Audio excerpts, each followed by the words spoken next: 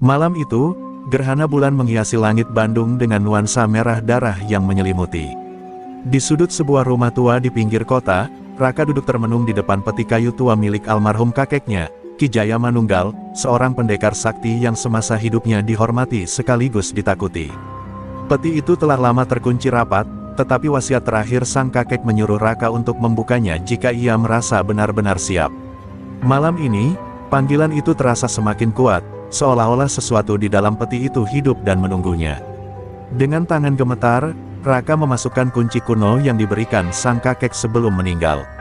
Ketika peti terbuka, udara dingin menyelinap keluar, seakan ruangan itu baru saja disentuh angin dari dunia lain. Di dalamnya terdapat selembar kain hitam yang terlipat rapi, sebuah keris berkarat, dan sebuah buku kecil yang terlihat sangat tua. Di halaman pertama buku itu tertulis kata-kata dalam aksara Jawa kuno yang berhasil Raka terjemahkan, asteris, ajian rawa rontek, ajian pamungkas sang pemilik nyawa abadi. Asteris, membaca kalimat itu, Raka merasa tubuhnya bergetar. Ia teringat akan cerita kakeknya tentang ilmu yang membuat seseorang tak bisa mati selama tubuhnya masih utuh. Tetapi ada peringatan keras, ajian ini bukan untuk dipelajari oleh orang yang hatinya dipenuhi amarah atau keserakahan. Kakeknya berpesan, ajian ini hanya untuk mereka yang mampu melawan kezaliman, bukan untuk membalas dendam atau meraih kekuasaan. Namun, di tengah rasa hormatnya pada wasiat itu, rasa ingin tahu Raka perlahan menguasai dirinya. Di luar rumah, suara angin malam terdengar seperti bisikan. Bulan merah menggantung, seolah-olah menjadi saksi atas keputusan yang akan diambil Raka. Dengan hati-hati, ia mengambil kain hitam dan membentangkannya. Di tengah kain itu ada tulisan mantra dalam aksara Jawa. Suara sang kakek kembali terngiang di benaknya, mengajarkan cara membaca mantra tersebut dengan intonasi yang benar. Meski awalnya ragu, Raka mulai melafalkannya perlahan, dan seiring dengan itu, ia merasakan aliran panas menjalar di seluruh tubuhnya. Tiba-tiba, tubuh Raka terhempas ke belakang. Dadanya sesak, seperti ada bara api yang menyala di dalam dirinya. Ia mencoba bangkit, tetapi pandangannya buram. Dalam kondisi setengah sadar, ia melihat bayangan sang kakek berdiri di depannya. "Kau telah membuka pintu yang tak bisa ditutup kembali, Raka," suara itu menggema. "Gunakan ajian ini dengan bijak, atau kau akan menjadi budaknya." Bayangan itu menghilang begitu saja, meninggalkan Raka yang terengah-engah di lantai. Saat ia tersadar sepenuhnya, Raka merasa berbeda. Tubuhnya lebih ringan, tetapi kekuatan yang menggelegak di dalamnya terasa seperti senjata yang siap meledak kapan saja. Ia mencoba menusuk tangannya sendiri dengan pecahan kaca di lantai untuk memastikan apa yang ia rasakan. Anehnya, luka itu sembuh hanya dalam hitungan detik, seolah-olah tak pernah ada. Raka tercengang, tetapi juga takut. Apa yang sebenarnya telah ia lakukan? Di tengah kebingungannya, suara ketukan pintu membuyarkan pikirannya. Seorang tetangga datang membawa kabar buruk, ibunya baru saja diserang oleh preman-preman terminal karena menolak membayar uang keamanan. Raka mendengar dengan rahang yang mengeras, tetapi ia hanya diam. Perasaan bersalah karena melanggar wasiat kakeknya bercampur dengan amarah yang perlahan membakar. Malam itu, di bawah langit yang masih dihiasi bayangan gerhana, Raka berdiri di depan rumahnya dengan mata yang berkilat. Ia tahu bahwa ia telah membuka warisan yang berbahaya, tetapi juga menyadari bahwa kekuatan ini mungkin adalah satu-satunya cara untuk melindungi orang-orang yang ia cintai. Dengan napas panjang, ia berbisik pada dirinya sendiri, "Kalau ini takdirku, maka biarlah aku menanggung segalanya." Di kejauhan, suara preman terminal masih menggema, tanpa mereka tahu bahwa malam itu telah lahir musuh yang akan mengguncang dunia mereka. Pagi itu, Terminal Cicahem, Bandung, dipenuhi suara bising kendaraan dan hiruk-pikuk para penumpang. Namun, di sudut gelap terminal, suasana berbeda. Abeng, ketua geng preman yang menguasai kawasan itu, duduk di sebuah bangku reyot dengan tatapan dingin. Di tangannya, sebatang rokok mengepul, sementara di depannya beberapa anak buahnya berdiri dengan kepala tertunduk. "Ibu itu, sudah gue kasih peringatan. Dia masih berani nolak." Abeng berbicara dengan nada rendah, namun penuh ancaman. Seorang preman yang tubuhnya penuh tato menjawab ragu, "Kami sudah bikin dia kapok, Bang. Tapi anaknya katanya lagi cari cara buat balas dendam." Abeng tersenyum tipis, senyuman yang lebih menyerupai ancaman. "Anaknya, anak muda sok jagoan yang kemarin itu. Kalau dia berani nyenggol gue, habisin aja sekalian. Semua anak buah mengangguk patuh, tak ada yang berani membantah. Di sisi lain kota, Raka duduk di tepi ranjang tempat ibunya terbaring lemah. Wajah wanita itu pucat, bekas lebam menghiasi pipinya. Nak, sudahlah, jangan kau cari perkara dengan orang-orang itu. Mereka terlalu kuat, terlalu kejam, ucap ibunya dengan suara bergetar. Namun, Raka hanya menatap kosong ke lantai. Pikirannya penuh dengan bayangan preman-preman yang menyerang ibunya tanpa ampun. Hatinya mendidih, tetapi ia menyembunyikan kemarahan itu di balik wajah tenangnya. Sore menjelang, Raka berdiri di depan rumah dengan tangan mengepal. Kain hitam berisi mantra ajian rawa rontek ia bawa, diselipkan di saku celananya. Ia tahu, apa yang akan ia lakukan bukanlah keputusan bijak. Namun, demi harga diri keluarganya dan dendam terhadap para preman yang terus menindas orang-orang kecil, ia merasa ini adalah jalan satu-satunya. Mereka pikir bisa seenaknya menginjak-injak hidup orang lain. Kita lihat siapa yang akan diinjak malam ini, gumamnya pada diri sendiri. Terminal mulai sepi ketika malam datang. Raka berjalan dengan langkah mantap, tubuhnya menegak seperti seorang prajurit yang bersiap menuju medan perang. Di bawah lampu jalan yang temaram, bayangannya bergerak mengikuti, menambah kesan kelam pada sosoknya. Di sudut terminal, sekelompok preman sedang duduk santai sambil tertawa-tawa, membahas hasil pemerasan hari itu. Salah satu dari mereka melihat ke arah Raka yang mendekat. Itu si anak kecil yang ibunya kemarin kita kasih pelajaran. Serunya. Raka berhenti tepat di depan mereka. Wajahnya datar, tetapi tatapan matanya tajam, seperti pisau yang siap menusuk. Siapa di antara kalian yang mukulin ibu saya? Tanyanya dengan suara dingin. Para preman terdiam sejenak, sebelum salah satu dari mereka berdiri, menghampirinya dengan seringai. Kenapa? Mau balas dendam, bocah? Raka tak menjawab, hanya menatap lurus ke arah pria itu. Tanpa peringatan, pria itu melayangkan pukulan ke arah Raka. Namun, pukulan itu berhenti di udara ketika tangan Raka menangkapnya dengan kekuatan tak terduga. Dalam sekejap, suara tulang patah terdengar. Preman itu berteriak kesakitan, sementara yang lainnya melompat dari tempat duduk mereka, bersiap menyerang. Namun, malam itu bukan malam biasa.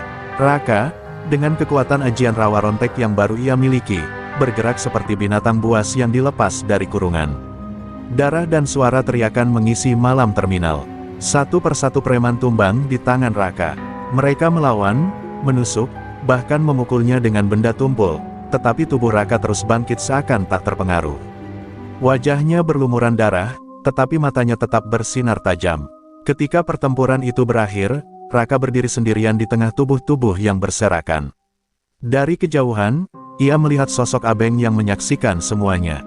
Dengan wajah penuh kebencian, malam itu, Terminal Cicahem menjadi saksi awal dari legenda yang akan mengguncang dunia hitam Bandung.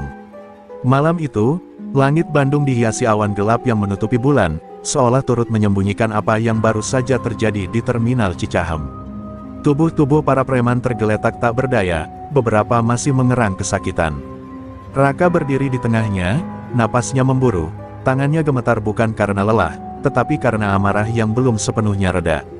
Di ujung pandangannya, ia melihat sosok Abeng yang menatapnya dari kejauhan, dengan ekspresi campuran antara terkejut dan marah. Abeng mendekati salah satu anak buahnya yang masih sadar, mengguncang tubuhnya kasar. Itu siapa? Kenapa kalian semua bisa kalah sama satu orang? Hardiknya, preman yang terluka itu hanya bisa menggeleng dengan ketakutan. Dia bukan manusia, Bang. Gue tusuk dia, tapi dia nggak mati. Luka-lukanya sembuh begitu aja, bisiknya dengan suara gemetar. Mata Abeng menyipit, amarah perlahan menggantikan rasa herannya. Kalau dia bukan manusia, kita bikin dia jadi mayat.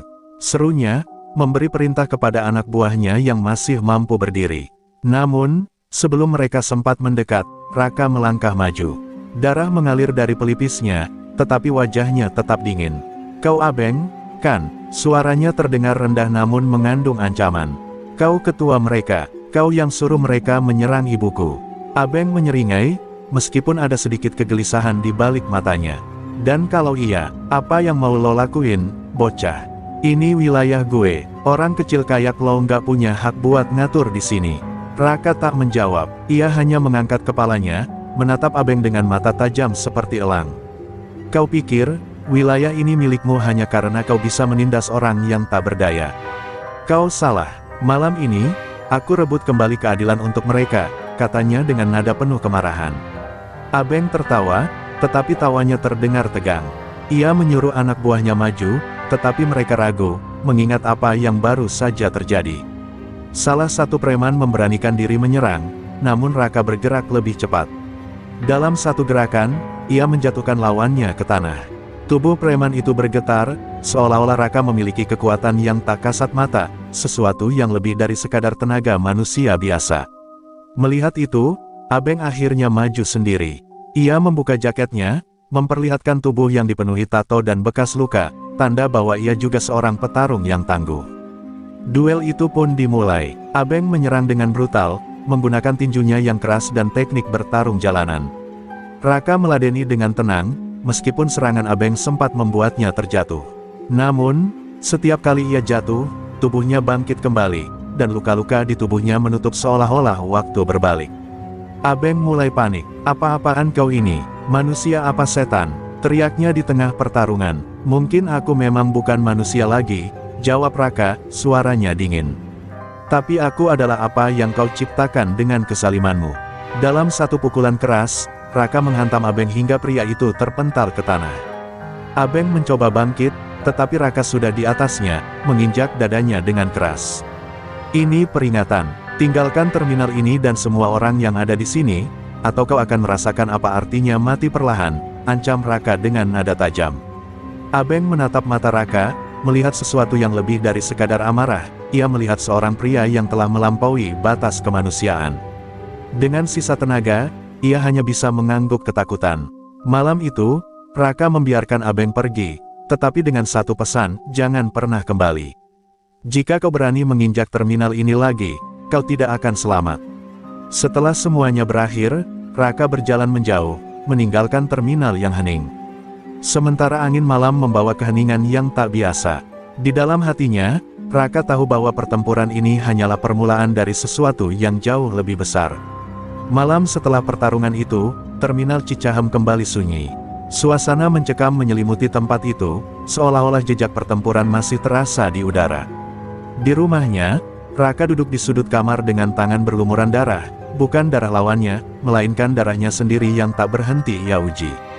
Ia menusukkan pecahan kaca ke lengannya, menyaksikan luka itu sembuh hanya dalam hitungan detik.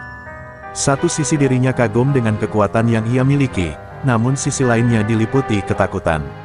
Ia tahu, apa yang ia lakukan di terminal bukanlah akhir, melainkan awal dari sesuatu yang jauh lebih besar.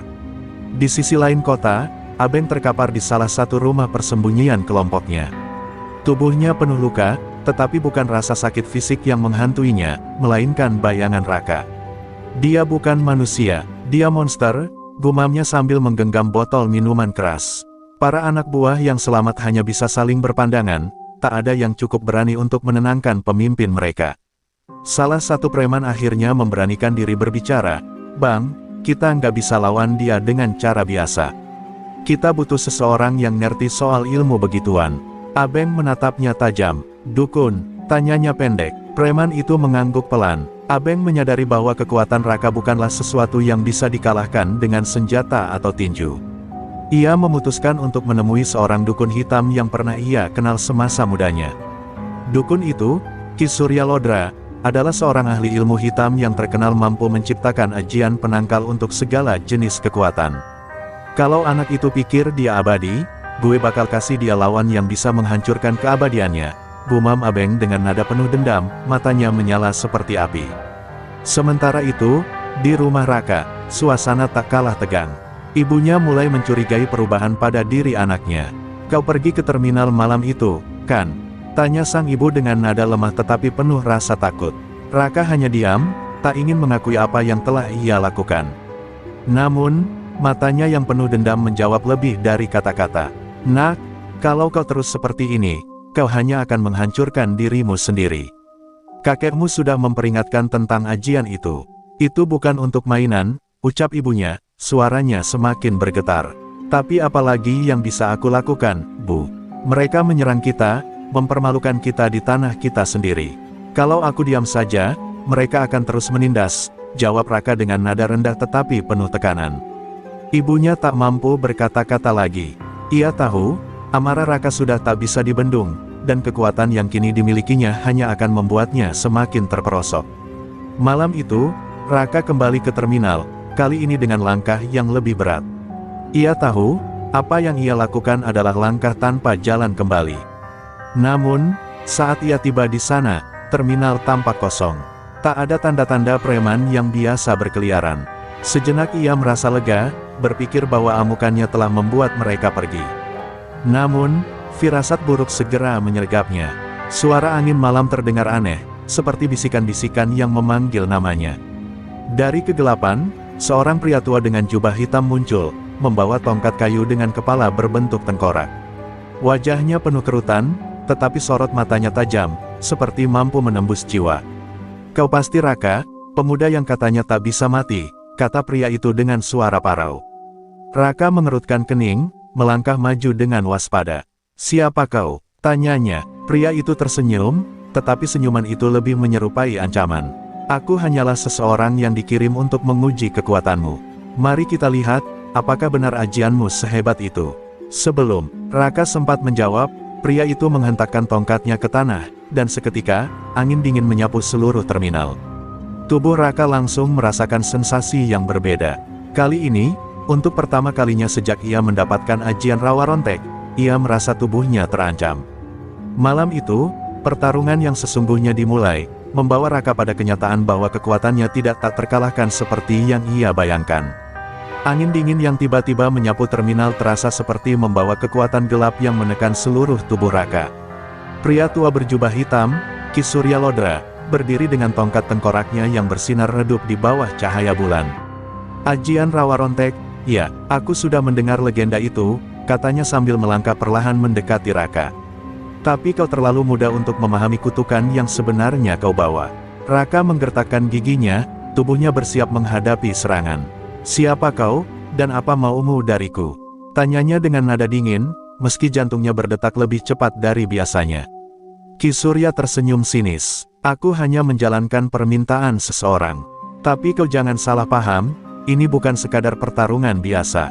Ini adalah ujian, untuk melihat apakah kau benar-benar layak memegang kekuatan itu." Ki Surya mengangkat tongkatnya, dan dalam sekejap, bayangan gelap dari sudut-sudut terminal bergerak hidup, menyelimuti tempat itu seperti kabut tebal. Raka melangkah mundur, mencoba memahami apa yang sedang terjadi. Dari dalam bayangan, sosok-sosok besar mulai terbentuk, makhluk-makhluk menyerupai manusia, namun dengan tubuh yang bergerak seperti batu dan mata menyala merah. Mereka bergerak perlahan, mengepung Raka dari segala arah. "Selamat datang di bayang-bayang mautku," kata Ki Surya dengan suara rendah, tetapi menggema di seluruh tempat. "Makhluk-makhluk ini tak bisa mati, sama seperti kau.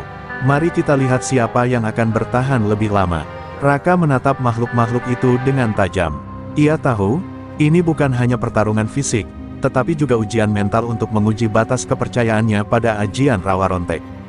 Pertarungan pun dimulai. Makhluk-makhluk bayangan menyerang serempak, tinju dan cakarnya menghantam Raka tanpa ampun.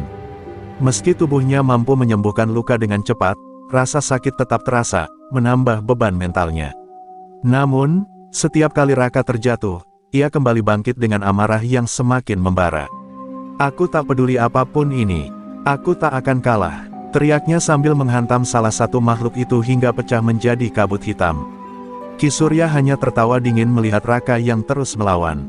"Lihat dirimu, pemuda, kau pikir keabadian adalah kekuatan? Tidak, itu adalah kutukan. Setiap pukulan, setiap luka, setiap kematian kecil yang kau rasakan akan menjadi bagian dari dirimu selamanya.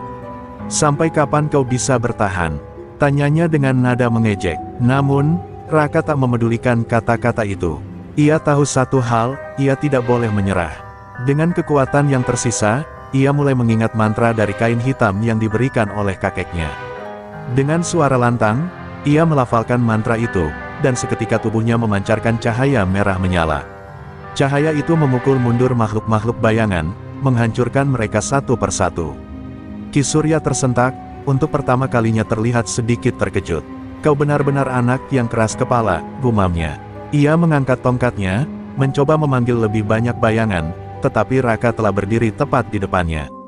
Dengan satu hentakan keras, Raka menghantam tongkat itu hingga hancur berkeping-keping. Aku tidak peduli apapun yang kau bawa. Aku tidak akan berhenti sampai semua kezaliman ini berakhir, ucap Raka dengan suara dingin. Ki Surya tersenyum tipis, tetapi ada ketakutan di balik senyumnya. Baiklah, Raka, malam ini kau menang, tapi perang baru saja dimulai. Dengan kata-kata itu, Ki Surya menghilang ke dalam bayangan, meninggalkan Raka yang berdiri di tengah terminal yang kembali sunyi. Di bawah sinar bulan yang kini tampak lebih terang, Raka menyadari sesuatu. Ajian Rawa Rontek bukan hanya kekuatan, melainkan beban yang harus ia tanggung. Dan musuh yang ia hadapi malam ini hanyalah awal dari ancaman yang lebih besar. Namun, ia berjanji pada dirinya sendiri, tak peduli apapun yang datang, ia akan bertahan dan melindungi mereka yang tak mampu melawan. Raka duduk di atap sebuah bangunan tua dekat terminal, tubuhnya terasa lebih berat dari biasanya. Meski ajian Rawa Rontek membuat luka-lukanya sembuh, rasa sakit dari pertarungan melawan Ki Surya Lodra masih tersisa, terutama di hatinya. Ia menatap kota Bandung yang perlahan larut dalam malam, memikirkan peringatan terakhir dukun hitam itu. Perang baru saja dimulai, gumamnya pelan. Raka tahu, ucapannya bukan sekadar ancaman kosong. Di tempat lain, Abeng duduk di ruangan sempit yang dipenuhi asap dupa. Wajahnya pucat, tubuhnya masih terluka setelah pertarungannya dengan Raka. Ki Surya Lodra berdiri di depannya dengan tatapan dingin.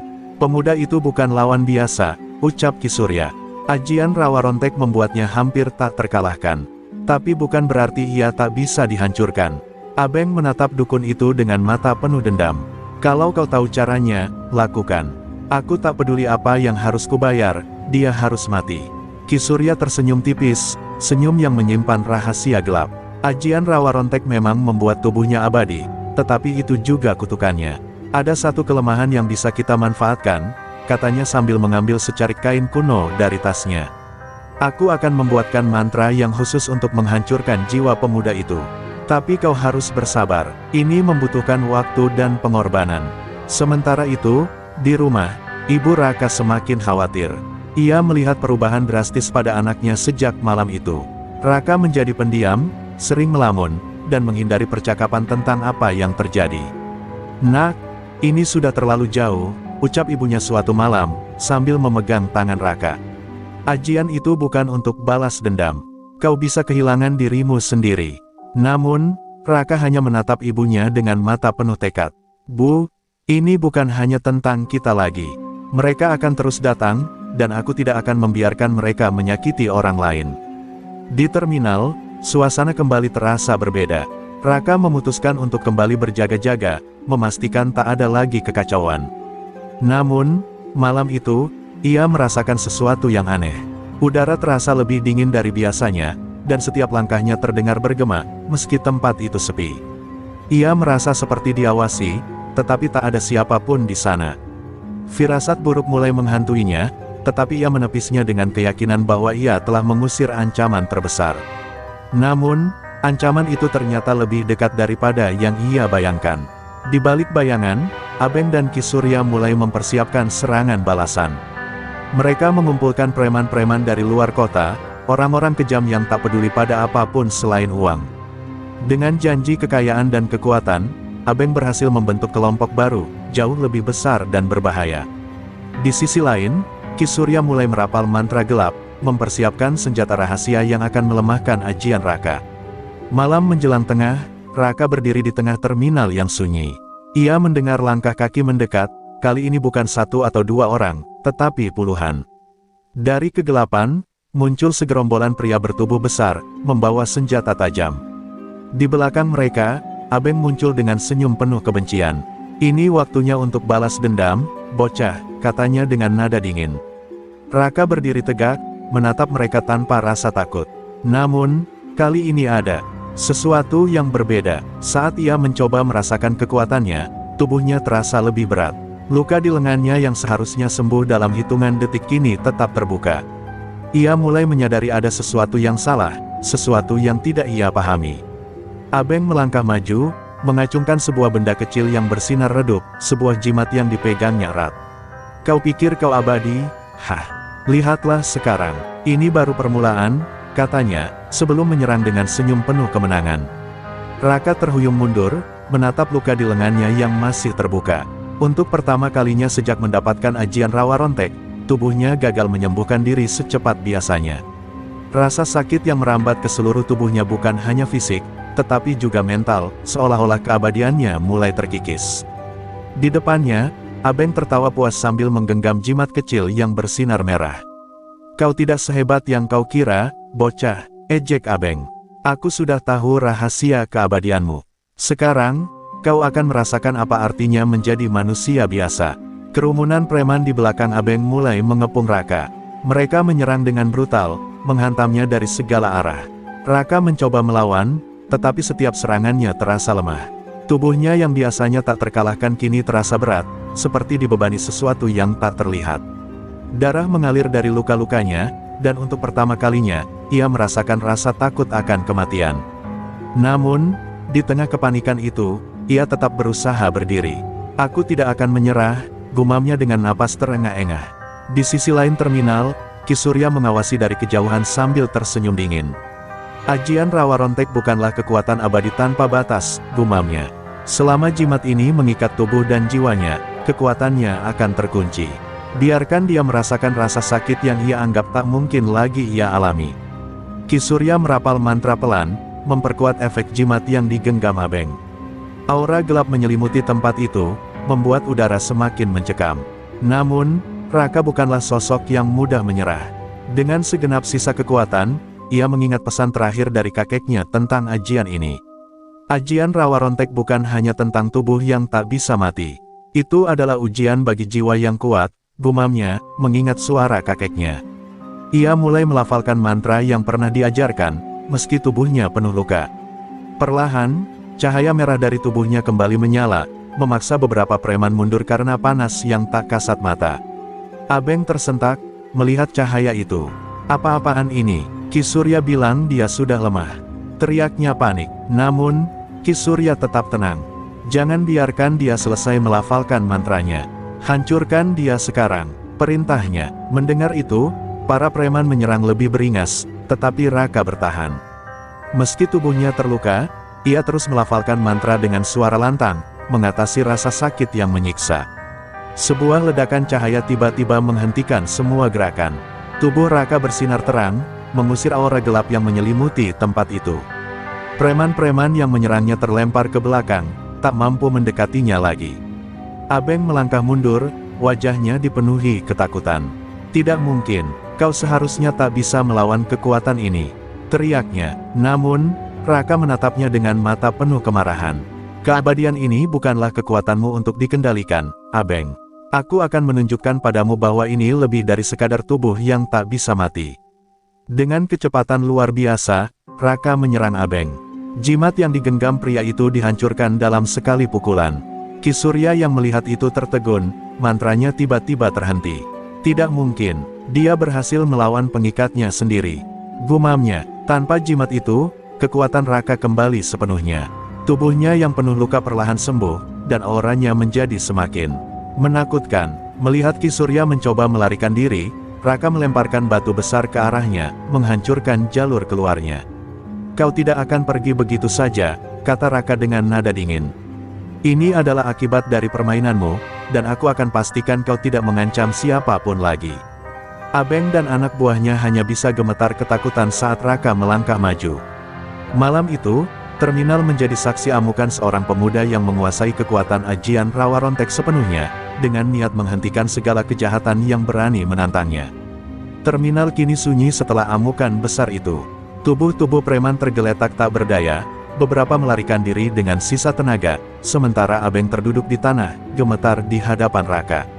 Wajahnya penuh luka, matanya memancarkan ketakutan yang luar biasa. "Ampuni aku, tolong, aku hanya melakukan ini karena perintah," katanya dengan suara bergetar. Namun, Raka hanya menatapnya dingin.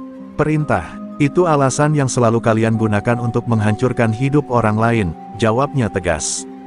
Ki Surya yang terpojok tak jauh dari sana mencoba merapal mantra terakhir, tetapi Raka menyadari itu. Dengan kecepatan kilat, ia menghentikan pria tua itu, mencengkram tongkatnya hingga patah.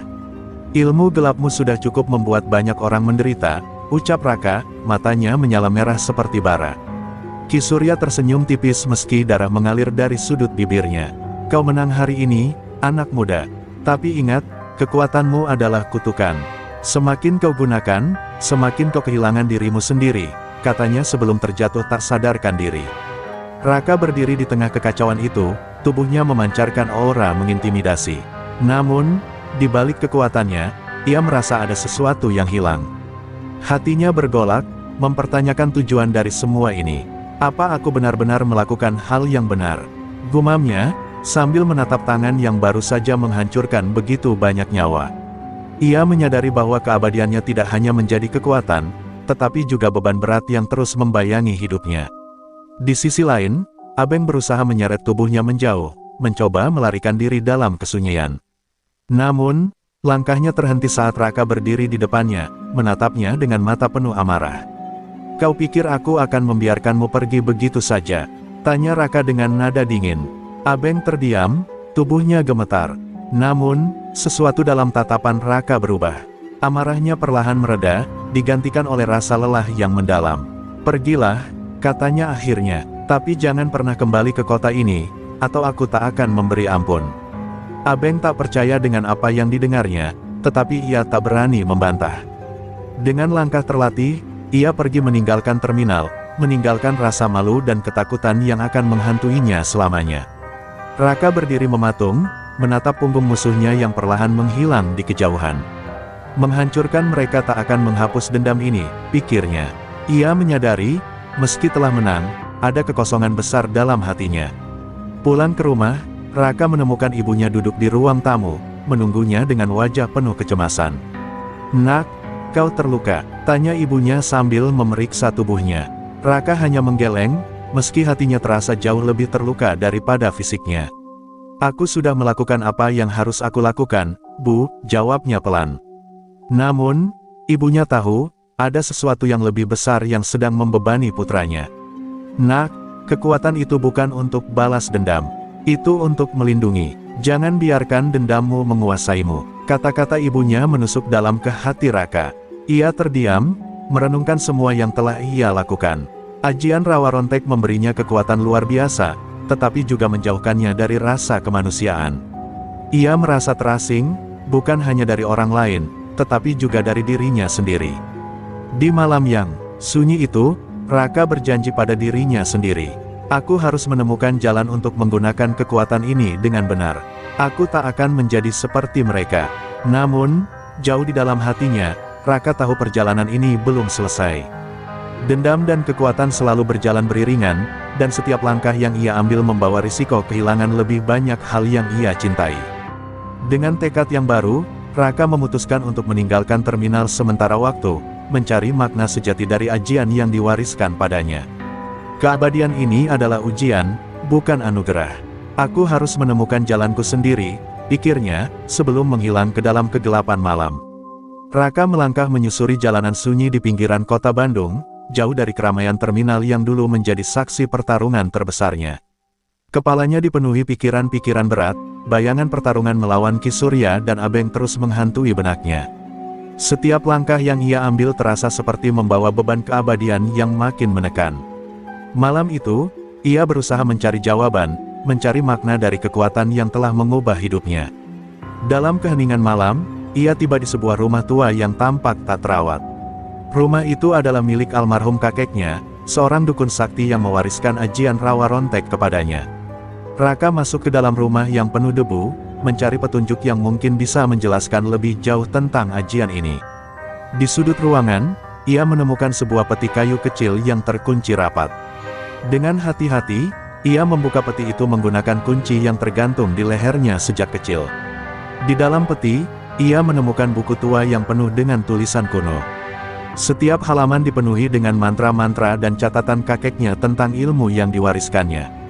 Salah satu halaman menarik perhatiannya, asteris-asteris, Rawa Rontek, keabadian yang membebani jiwa. Asteris-asteris dalam catatan itu, kakeknya menulis bahwa keabadian ini bukanlah kekuatan yang dimaksudkan untuk melukai, tetapi untuk menjadi pelindung bagi mereka yang lemah. Namun, ada peringatan tegas, asteris, jika hati pemiliknya penuh dengan dendam, maka jiwa akan tergelap dan kekuatan ini akan menjadi kutukan yang tak berujung. Asteris, Raka tertegun membaca kata-kata itu. Ia mulai menyadari bahwa kemarahannya selama ini telah membawa dirinya ke ambang kehancuran. Selama ia dikuasai dendam, keabadian ini hanya akan menjadi alat penghancur, bukan pelindung seperti yang diinginkan oleh kakeknya. Aku harus berubah, gumamnya, sambil menggenggam buku itu erat. Aku tidak bisa terus-menerus membiarkan diriku dikuasai kebencian. Namun, kesadaran itu tidak datang tanpa harga. Saat Raka mencoba memahami catatan itu lebih dalam, ia merasakan hawa dingin menyelimutinya. Tiba-tiba, bayangan gelap muncul di sudut ruangan. Sosok Ki Surya yang sebelumnya ia kalahkan berdiri di sana, namun kali ini dalam bentuk bayangan yang lebih menyeramkan. Kau pikir kau bisa lari dari takdirmu, Raka? Suaranya menggema, penuh dengan nada mengejek. Raka melangkah mundur, tubuhnya tegang. Kau seharusnya sudah mati, katanya, meski dalam hatinya ia tahu bahwa ancaman ini bukanlah hal biasa. Ki Surya tertawa pelan. Aku memang kalah, tapi kekuatan ilmu gelapku tak akan pernah sepenuhnya lenyap. Kau, Raka, adalah kunci dari kehancuranku. Selama kau hidup, aku akan terus membayangi langkahmu. Bayangan itu mulai mendekat, mengitari Raka seperti ular. Kau harus memilih, pemuda. Hancurkan keabadianmu sendiri dan biarkan kutukan ini berakhir, atau teruslah hidup dengan beban ini sambil melihat orang-orang di sekitarmu menderita, desisnya. Kata-kata itu menusuk hati Raka, membuatnya tersadar bahwa perjuangannya belum selesai. Namun, Raka tidak akan menyerah. Dengan suara lantang, ia berkata, aku akan menemukan jalan lain. Jalan yang tidak memerlukan kehancuran. Diriku atau orang-orang yang kusayangi. Kau tidak akan menghentikanku, Ki Surya. Dengan kekuatan tekad yang baru, Raka merapal mantra dari buku kakeknya. Cahaya merah menyala dari tubuhnya, memukul mundur bayangan Ki Surya yang melolong kesakitan sebelum akhirnya lenyap. Raka terduduk lemas, napasnya terengah-engah. Ia tahu bahwa ancaman ini belum berakhir, tetapi ia juga tahu bahwa ia telah menemukan harapan baru. Keabadian ini mungkin adalah beban, tetapi ia yakin bahwa dengan hati yang benar, ia bisa mengubahnya menjadi kekuatan yang membawa kebaikan. Di tengah malam yang sunyi, Raka menggenggam buku itu erat dan berjanji pada dirinya sendiri, aku tidak akan membiarkan kekuatan ini menjadi kutukan lagi. Aku akan menjadi pelindung, bukan pembalas dendam. Pagi itu, Raka bangun dengan perasaan yang berbeda. Walau tubuhnya masih dipenuhi luka-luka dari pertempuran sebelumnya, hatinya terasa lebih ringan. Keputusan semalam untuk menerima kenyataan tentang ajian Rawa Rontek sebagai beban yang harus dijalani, bukan sekadar kekuatan untuk membalas dendam, memberi rasa kedamaian yang jarang ia rasakan. Ia tahu jalan ke depan tak akan mudah, tetapi setidaknya, ia kini memiliki tujuan yang lebih jelas. Ia memutuskan untuk kembali ke terminal, tempat di mana semuanya dimulai. Raka tahu, meski sudah menang melawan Abeng dan Ki Surya, masih ada banyak jiwa yang perlu ia lindungi. Di sana, di tengah keramaian dan kekacauan, ia bisa merasakan bahwa tugasnya sebagai penjaga kota belum selesai. Terminal itu bukan hanya sekadar tempat transit, melainkan lambang dari kehidupan yang terus berjalan, tempat bagi orang-orang yang datang dan pergi, tempat bagi mereka yang mencari peluang, dan tempat bagi mereka yang terlupakan. Namun, langkahnya tidaklah mulus. Begitu tiba di terminal, Raka merasakan suasana yang aneh. Terminal yang biasanya penuh dengan hiruk-pikuk itu kini terasa sepi. Di antara bangunan-bangunan yang mulai usang, Raka melihat sekelompok pria yang mengenakan jaket hitam, berkumpul di tengah area.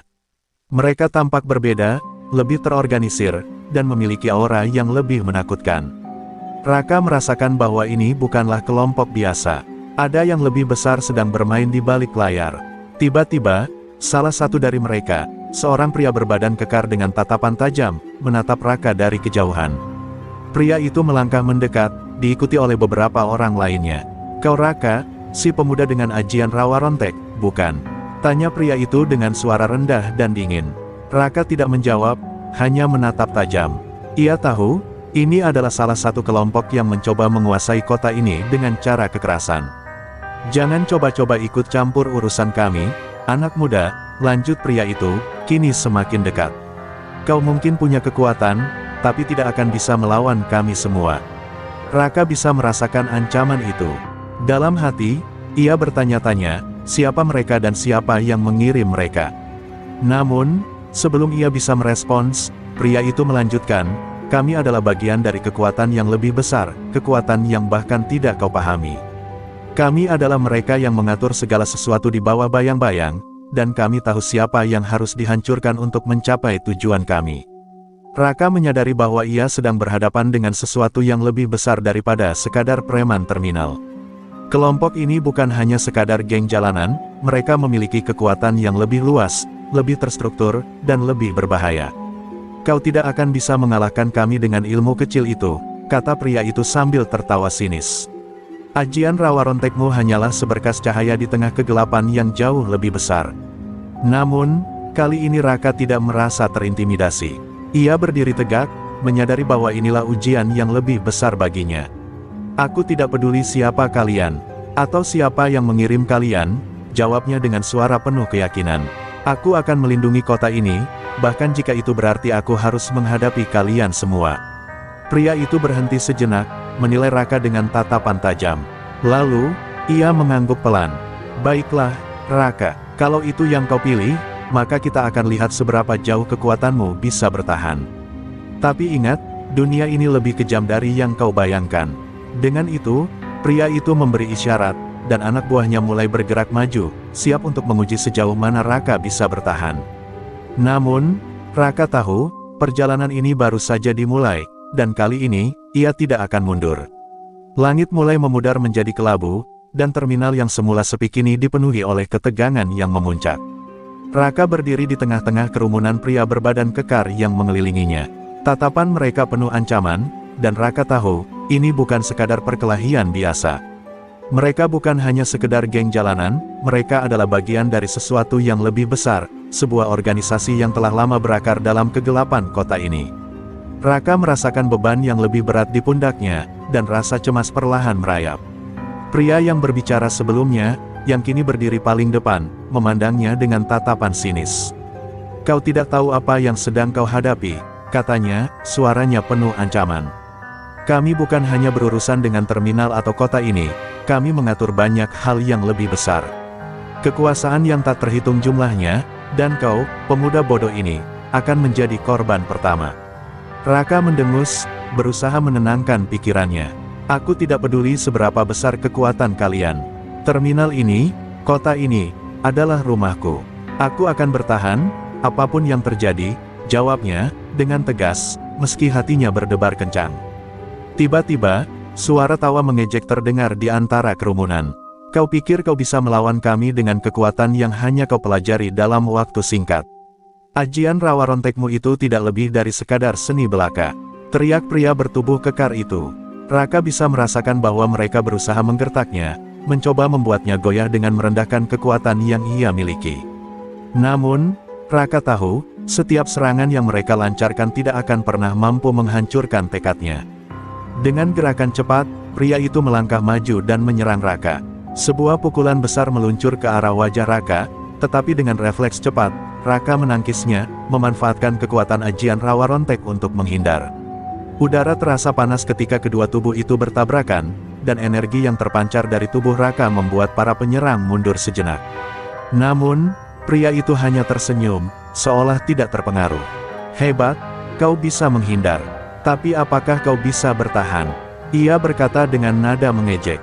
Tak hanya satu orang, serangan demi serangan mulai datang bersamaan dari berbagai penjuru. Raka harus berputar, berlari, dan menghindar secepat mungkin. Setiap pukulan yang datang membuatnya merasakan dampak yang lebih besar daripada sebelumnya. Ada sesuatu yang berbeda dari kekuatan musuh-musuhnya kali ini, mereka tidak hanya mengandalkan kekuatan fisik, tetapi juga memiliki taktik dan strategi yang mematikan. Raka mulai merasakan kelelahan, meskipun kekuatannya tidak pudar. Kemudian, dengan tiba-tiba, tubuh Raka dihantam sebuah kekuatan tak kasat mata. Ia terhuyung mundur, hampir kehilangan keseimbangan. Apa ini? Pikirnya, merasa terperangkap dalam energi yang tak dikenalnya. Dari antara kerumunan, muncul sosok yang lebih tua dan lebih berwibawa, dengan mata yang tajam menyorot ke arah Raka. Kau sudah cukup lama bertahan, anak muda, katanya, suaranya berwibawa dan penuh ancaman. Tapi kemampuanmu terbatas. Kekuatannya hanya bertahan jika kau memiliki keseimbangan dalam jiwa. Apa kau pikir bisa mengalahkan kami? yang sudah mempelajari cara mengendalikan dunia ini. Sosok itu, yang ternyata adalah pemimpin dari kelompok itu, mulai melangkah mendekat dengan tatapan penuh keangkuhan. Ajian Rawa Rontek adalah kunci, tapi kunci itu hanya bisa membuka satu pintu, dan pintu itu tidak akan membiarkanmu keluar hidup-hidup. Kekuatannya hanya akan menghancurkan siapapun yang mencobanya jika jiwa penggunanya tidak murni. Raka terdiam, merasa setiap kata itu menusuk ke dalam jiwanya. Ia mengingat kembali apa yang dikatakan kakeknya, asteris keabadian yang dilandasi oleh dendam akan menghancurkan penggunanya. Asteris. Namun, dalam saat yang penuh ketegangan ini, Raka menyadari sesuatu penting. Keabadian yang ia miliki bukan hanya untuk menghancurkan, tetapi untuk melindungi. Ia menyadari bahwa musuh-musuhnya ini hanya menginginkan kekuasaan, dan ia tak bisa membiarkan mereka merusak apa yang telah ia perjuangkan. Dalam sebuah keputusan mendalam, Raka mengumpulkan seluruh kekuatannya dan mengarahkannya pada pemimpin kelompok itu. "Aku mungkin tidak bisa melawan semuanya sekaligus," katanya dengan suara rendah namun penuh tekad. "Tapi aku akan melawanmu sampai akhir." Dengan itu, Raka melancarkan serangan terakhir, memanfaatkan kekuatan ajian Rawa Rontek secara maksimal. Cahaya merah yang menyilaukan mulai membanjiri terminal, dan dalam sekejap, pemimpin kelompok itu terlempar mundur. Kerumunan yang ada di sekitar mereka terhenti, terdiam, menyaksikan pemuda yang tak gentar melawan segala ancaman. Raka tahu, ini baru permulaan dari pertempuran yang lebih besar.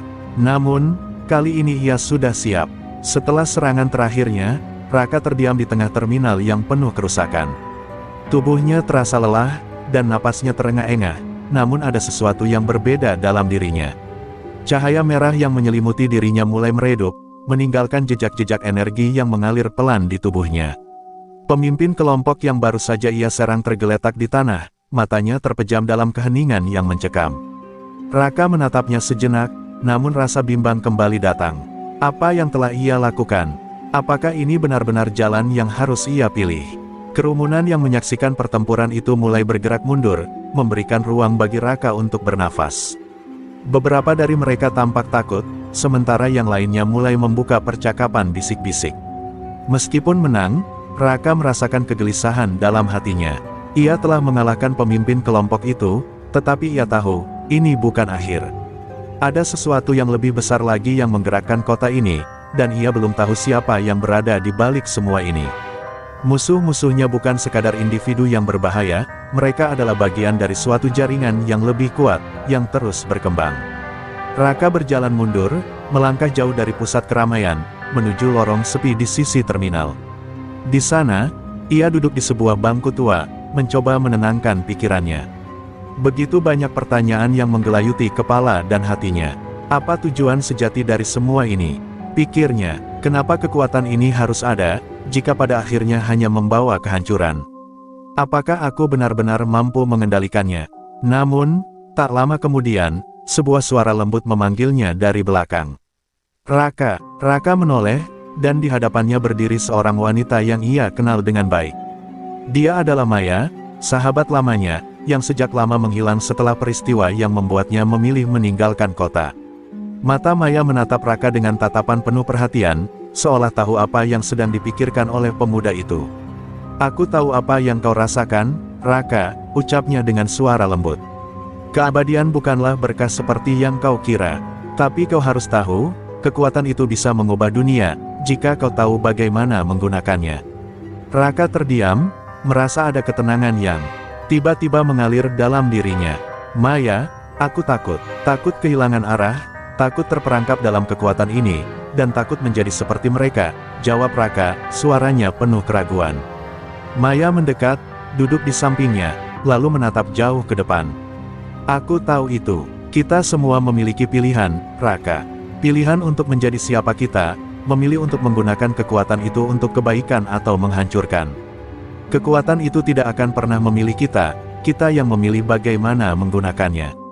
Dan aku bisa memilih untuk menjadi pelindung, bukan pembalas dendam," tanya Raka dengan penuh harap.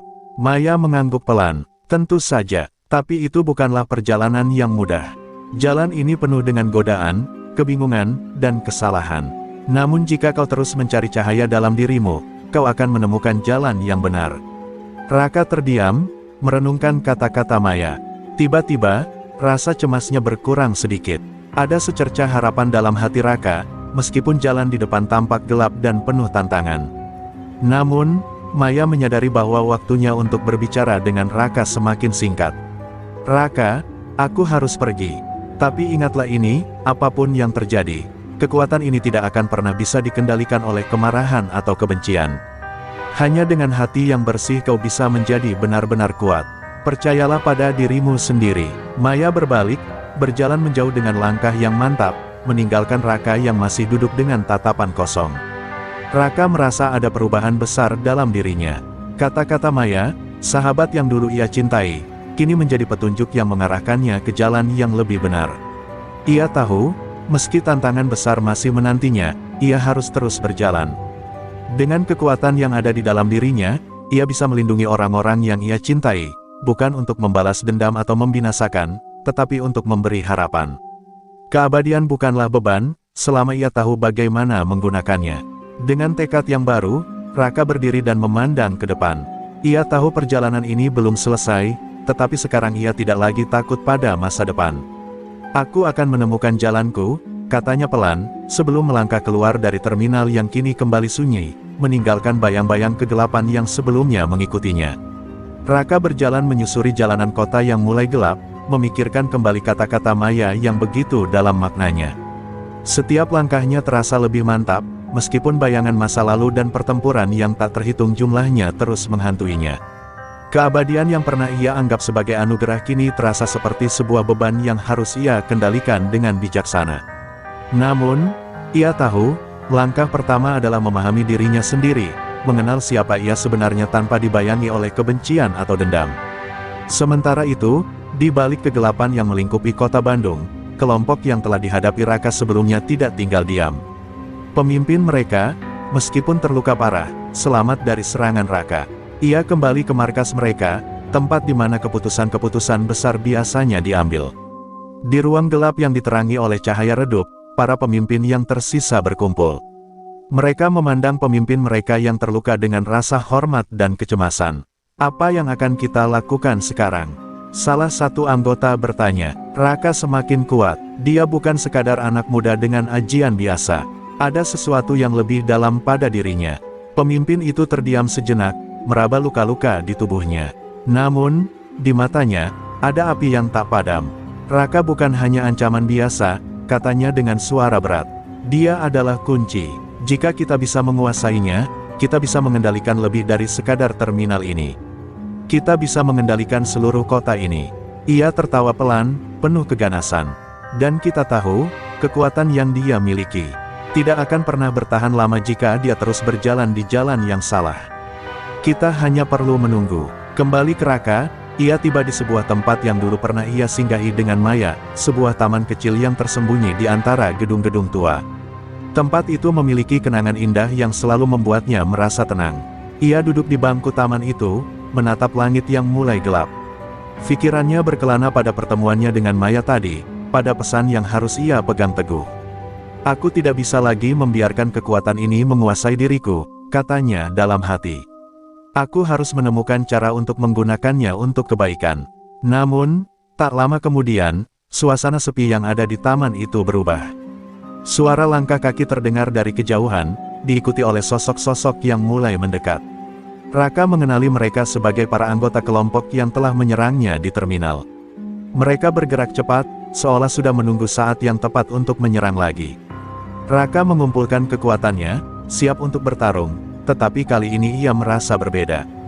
Tidak ada kebencian, tidak ada dorongan untuk membalas dendam. Hanya ada rasa ingin melindungi, rasa ingin menjaga kota ini agar tetap aman. "Tunggu," Raka berkata, menghentikan langkah salah satu anggota kelompok yang hendak maju.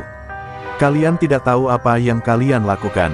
Tidak ada kemenangan yang akan membawa kedamaian jika itu didapat dengan darah." Suara Raka tenang, tetapi penuh dengan tekad yang tak terbantahkan. Para penyerang terdiam, bingung dengan sikap Raka yang tidak seperti sebelumnya. Mereka tahu, ada sesuatu yang berubah dalam diri pemuda itu, sesuatu yang membuatnya lebih kuat dari sebelumnya. Pemimpin kelompok itu, yang telah mengamati dari kejauhan, mendekat dengan langkah pasti. "Kau berubah, Raka," katanya dengan nada sinis. Kau tidak lagi bisa menipu dirimu sendiri. Apa yang kau cari adalah kekuatan, bukan kedamaian. Namun, Raka menatapnya tanpa ragu. Aku tidak mencari kekuatan untuk menghancurkan, tetapi untuk melindungi. Tidak ada yang perlu dihancurkan jika kita bisa berdamai. Kata-kata Raka menggema di udara, menyentuh hati setiap orang yang ada di sekitar mereka. Meskipun para penyerang itu terdiam sejenak, ketegangan masih terasa. Raka tahu, ini bukanlah akhir dari pertempuran, tetapi titik balik yang menentukan arah masa depan. Keputusan yang akan ia buat saat ini akan mempengaruhi segalanya. Jika kalian ingin bertarung, aku akan melawan, Raka berkata, suaranya penuh ketegasan. Namun, aku akan melawan dengan cara yang benar. Dengan itu, ia mengangkat tangannya, memusatkan energi yang ada dalam dirinya, menyiapkan diri untuk menghadapi tantangan terbesar yang belum pernah ia rasakan sebelumnya. Raka berdiri di tengah-tengah taman yang sunyi, dikelilingi oleh musuh-musuh yang lebih banyak dari sebelumnya. Angin malam berhembus kencang, membawa aroma tajam dari kota yang mulai menyesakkan. Setiap langkah para penyerangnya terasa berat, dan Raka tahu, ini bukan sekadar pertempuran fisik. Ini adalah ujian bagi dirinya, untuk memilih antara kekuatan yang menghancurkan dan kedamaian yang bisa ia perjuangkan. Tak ada lagi ruang untuk kebingungannya. Ia harus memilih, dan ia harus bertindak sekarang. Pemimpin kelompok itu, yang kini berdiri di depan Raka, menatap dengan tatapan penuh kebencian. Kau masih ingin bertahan dengan ilusi kedamaianmu, Raka. Kami adalah kenyataan yang tak bisa dihindari. Kekuatan ini, yang kau coba kendalikan, adalah jalan satu-satunya untuk menguasai dunia. Suaranya bergetar penuh amarah, seolah menganggap Raka sebagai ancaman yang harus dihancurkan. Raka bisa merasakan amarah itu, tapi ia tetap berdiri tegak, tidak tergoyahkan. Kalau begitu, tunjukkan padaku, jawab Raka dengan suara tenang, namun tajam. Tunjukkan bahwa, kekuatan kalian lebih besar dari apa yang ada dalam diriku. Tapi ingat, aku tidak akan menghancurkan. Aku hanya akan melindungi. Kata-kata itu keluar begitu pasti, tanpa keraguan sedikitpun. Sebuah keputusan yang sudah ia ambil, dan ia tahu, ini adalah jalan yang paling sulit. Pertempuran kali ini bukan hanya tentang kekuatan, tapi juga tentang pilihan hidup. Pemimpin kelompok itu menggerakkan tangannya, memberi isyarat pada anak buahnya untuk menyerang. Dalam sekejap, puluhan tangan menghujani Raka dengan kekuatan luar biasa. Namun, Raka bergerak dengan cepat, tubuhnya menyatu dengan angin malam, menghindari setiap serangan dengan gerakan halus yang penuh ketelitian. Setiap langkahnya terasa seperti tarian, mengalir dengan irama yang hanya ia dan kekuatan rawa rontek yang bisa mengerti. Namun, meskipun ia menghindar, tubuhnya terasa semakin lelah, dan keringat dingin mulai mengalir di dahinya. Setiap serangan yang datang tidak hanya menguji fisiknya, tetapi juga jiwanya. Raka mulai merasakan dorongan kekuatan yang lebih besar, kekuatan yang berasal dari amarah dan rasa dendam yang pernah ia pendam. Satu-satunya hal yang menahan dorongan itu adalah ingatannya tentang Maya, tentang apa yang telah ia pelajari, bahwa kedamaian bukanlah sesuatu yang bisa dicapai dengan menghancurkan, tetapi dengan mengendalikan kekuatan dalam diri. Dengan setiap gerakan, Raka mengingat kata-kata Maya, hanya dengan hati yang bersih kau bisa menjadi benar-benar kuat. Namun, serangan tidak berhenti. Mereka semakin intens dan terkoordinasi, seolah mengetahui kelemahan Raka. Salah satu anggota kelompok berhasil melancarkan serangan mendalam, memukul perut Raka hingga ia terhuyung mundur. Raka terjatuh ke tanah, tubuhnya terasa seperti terbelah oleh rasa sakit. Dalam sekejap, musuh-musuhnya mengepungnya, berharap untuk mengakhiri pertempuran ini dengan cepat. Namun, Raka tidak menyerah. Ia menarik napas dalam-dalam, berusaha mengumpulkan kekuatan terakhir yang masih tersisa. Saat itulah, suara Maya terdengar dalam pikirannya, seperti sebuah mantra yang menenangkan. Asteris, kekuatan bukan hanya apa yang ada dalam diri kita, Raka. Tapi juga apa yang kita pilih untuk lakukan dengan itu. Asteris. Raka membuka matanya, melihat bayang-bayang yang mengelilinginya. Keteguhan hatinya mulai muncul kembali. Dengan tekad yang baru, ia bangkit, memanfaatkan energi yang ada dalam dirinya untuk menciptakan sebuah perisai energi yang menyebar luas, menahan serangan-serangan yang datang dengan kekuatan luar biasa. Kekuatan yang lebih besar dari sebelumnya mengalir melalui tubuh Raka, dan dalam satu gerakan besar, ia melepaskan serangan balik yang memancar seperti gelombang energi. Para penyerang mundur, terlempar oleh kekuatan luar biasa yang dipancarkan dari tubuh Raka. Namun, meskipun mereka terhuyung mundur, Raka tahu ini belum berakhir. Ia masih harus menghadapi pilihan terbesar dalam hidupnya, apakah ia akan terus menggunakan kekuatan ini untuk menghancurkan, ataukah ia akan memilih untuk memaafkan dan melindungi. Dengan napas terengah, Raka menatap pemimpin kelompok itu yang kini hanya tinggal beberapa langkah darinya. Kekuatan ini bukan untuk menghancurkan, katanya dengan suara yang penuh keyakinan. Aku tidak akan membiarkanmu merusak kota ini lagi. Pemimpin itu menatap Raka dengan tatapan marah, namun di matanya ada sesuatu yang berbeda. Sebuah pengakuan, meskipun tidak diucapkan, bahwa Raka kini lebih dari sekadar pemuda biasa. Pemimpin kelompok itu berdiri tegak, terengah-engah, mencoba mengatur napas yang semakin berat. Di hadapannya, Raka berdiri dengan wajah yang penuh ketegasan, matanya menyala dengan tekad yang tidak bisa dipatahkan. Beberapa anggota kelompok yang masih tersisa merapat, tampak ragu, tak yakin dengan hasil pertempuran ini. Mereka telah menyaksikan betapa kuatnya Raka, betapa kekuatan yang ada dalam dirinya lebih dari sekadar ajian biasa.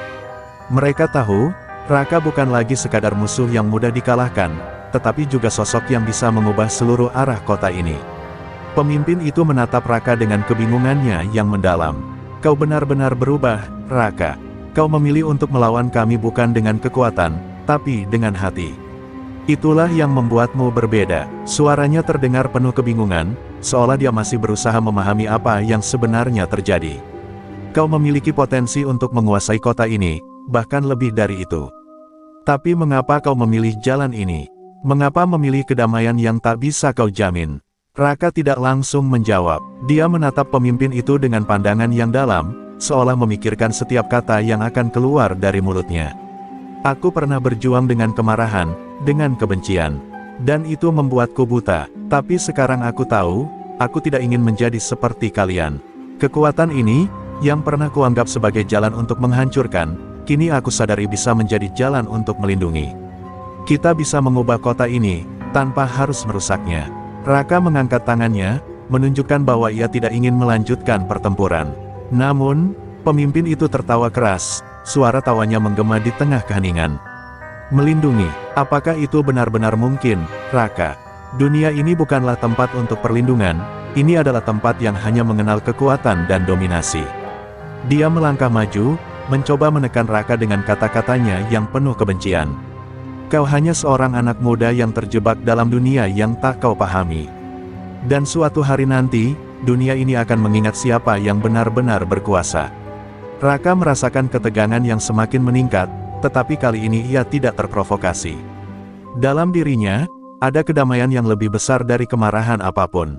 Dunia ini bisa berubah, jika kita mulai percaya pada diri kita sendiri dan orang lain, kata Raka dengan mantap. Kekuatan bukanlah tentang menindas, tetapi tentang bagaimana kita bisa berdiri bersama-sama, membangun sesuatu yang lebih baik. Kata-katanya menggema di udara, seakan menantang kebenaran yang selama ini dipertahankan oleh musuh-musuhnya. Namun, pada saat yang sama, sesuatu yang tak terduga terjadi. Salah satu anggota kelompok, yang sejak awal terdiam, tiba-tiba bergerak maju dengan gerakan cepat, berusaha untuk menyerang Raka dari belakang. Tetapi sebelum ia sempat meluncurkan serangannya, sebuah kilatan terang muncul dari tangan Raka.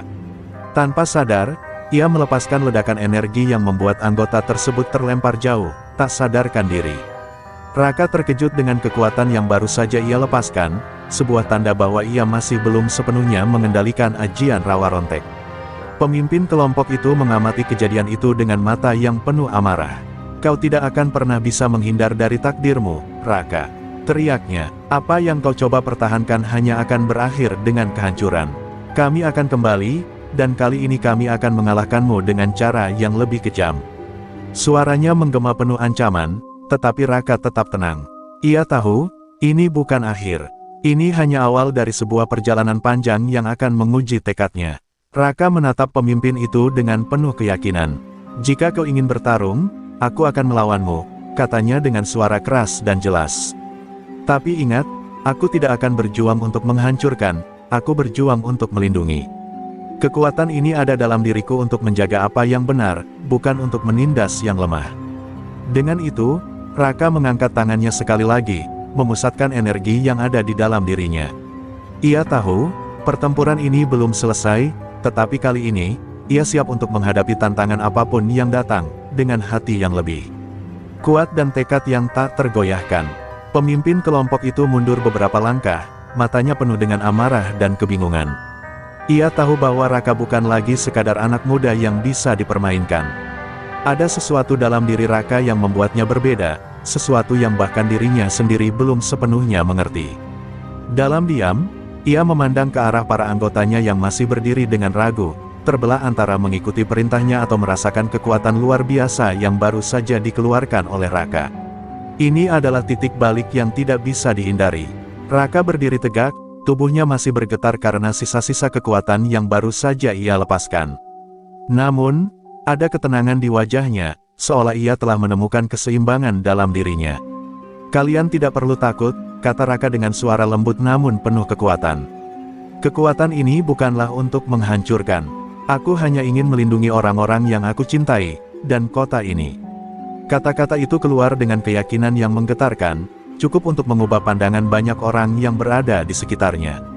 Pemimpin kelompok itu menatap Raka, ada kebingungan yang tercermin di matanya.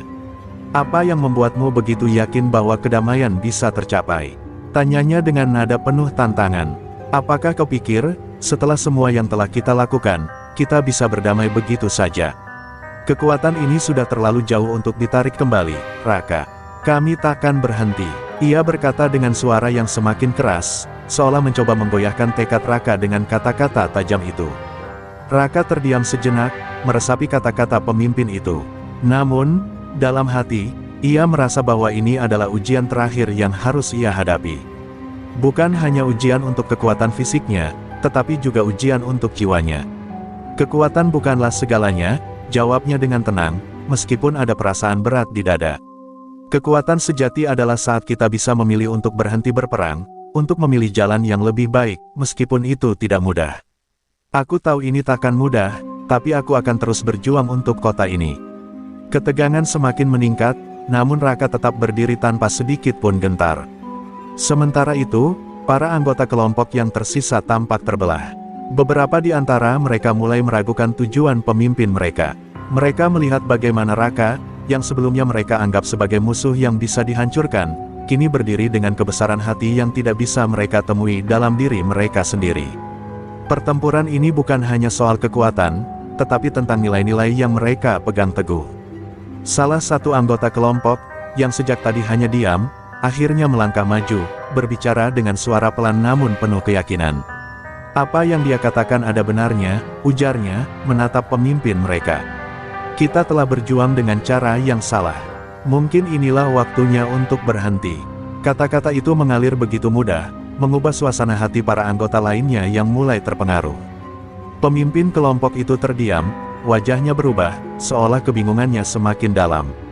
Melihat hal ini, Raka merasa sedikit lega.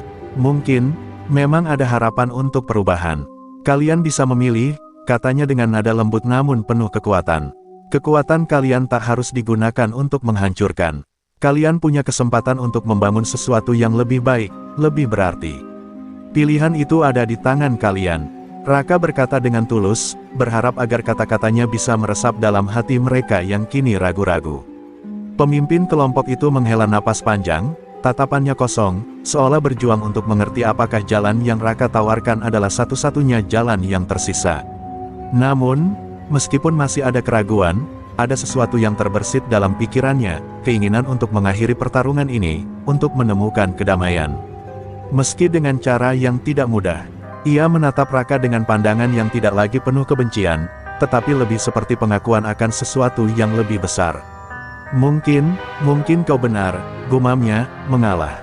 "Tapi ini bukan akhir dari semuanya. Ini hanya awal." Raka mengangguk pelan, dengan hati yang lebih tenang. Ia tahu, pertempuran ini memang belum sepenuhnya berakhir, namun ada kemenangan yang lebih besar yang telah ia raih, kemenangan atas dirinya sendiri.